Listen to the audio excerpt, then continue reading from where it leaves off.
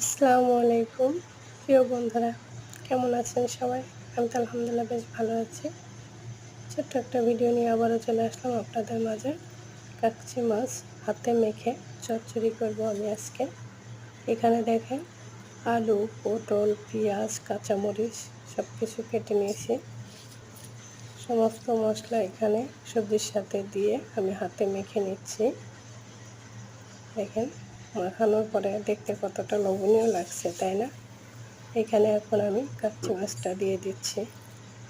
যেহেতু এটা ছোট মাছ, এজন্য সবজিগুলো একটু চিকন করে কেটেছি আমি। মাছগুলো দিয়ে আমি হাত দিয়ে ভালো মতো মেখে নিয়েছি। সামান্য পরিমাণ পানি দিয়ে চুলার উপর দিয়ে দিলাম।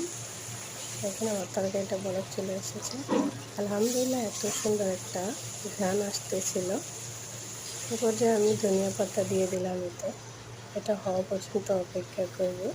অলরেডি আমার তরকারি হয়ে গেছে।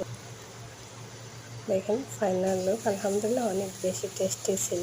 ছোটো মাছের তরকারি এমনিতে অনেক বেশি ভালো লাগে, তাই না? যারা পছন্দ করেন তারা তো অবশ্যই জানেন। আমার ভিডিওটা যদি ভালো লাগে অবশ্যই লাইক, কমেন্ট আর শেয়ার করবেন, সাপোর্ট করবেন সবাই।